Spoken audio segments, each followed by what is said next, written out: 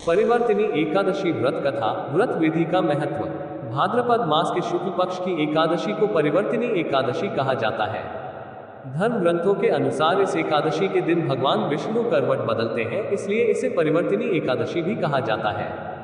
हालांकि इस एकादशी के कई अन्य नाम भी हैं, जैसे जलझूलनी एकादशी, वामन एकादशी, दूल 11 आदि। परिवर्तिनी एकादशी व्रत कथा। ये कथा स्वयं श्री कृष्ण ने पांडवों को सुनाई थी।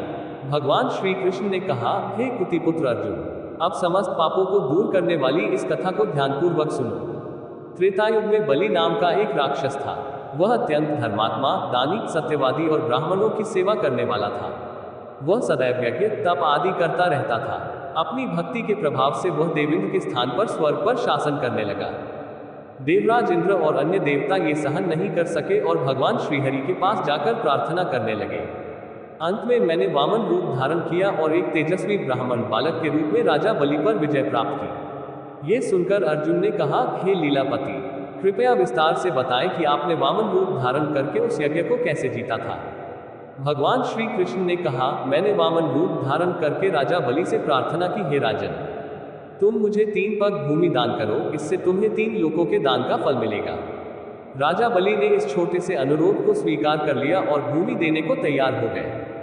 जब उसने मुझसे वादा किया तो मैंने अपना आकार बढ़ा लिया और अपने पैर धरती पर, जांघें दुनिया में, कमर स्वर्ग में, पेट महल में, दिल दुनिया में, गला दुनिया में और चेहरा दुनिया में रखकर अपना सिर ऊंचा कर लिया। उस समय सूर्य, तारे, इंद्र तथा अन्य देवता मेरी स्तुति करने लगे।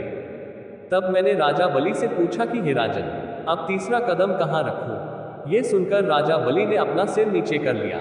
फिर मैंने अपना तीसरा पैर उसके शीर्ष पर रखा और इस प्रकार देवताओं के हित के लिए मैंने अपने उस भक्त राक्षस को पाताल लोक भेज दिया। तब वह मुझसे विनती करने लगा।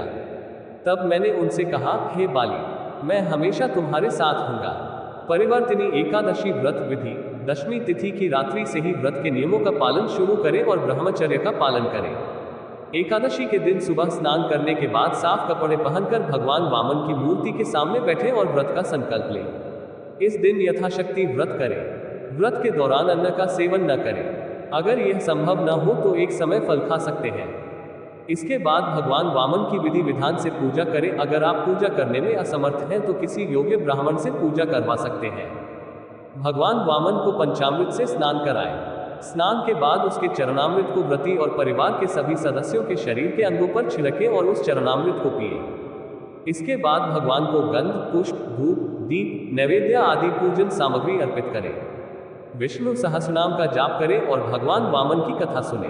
रात को भगवान वामन की मूर्ति के पास सोए और अगले दिन यानी द्वादशी के दिन वेदपाठी ब्राह्मणों को भोजन कराएं और दान देकर आशीर्वाद प्राप्त करें। जब वे जागते हैं तो उनके सभी पाप नष्ट हो जाते हैं और वे अंततः स्वर्ग पहुंच जाते हैं।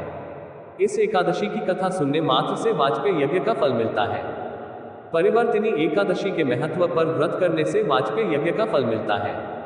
पापियों के पापों को नष्ट करने के लिए इससे बढ़कर कोई उपाय नहीं है। जो व्यक्ति इस एकादशी के दिन भगवान विष्णु के वामन रूप की पूजा करता है, वह तीनों लोकों में पूजनीय होता है।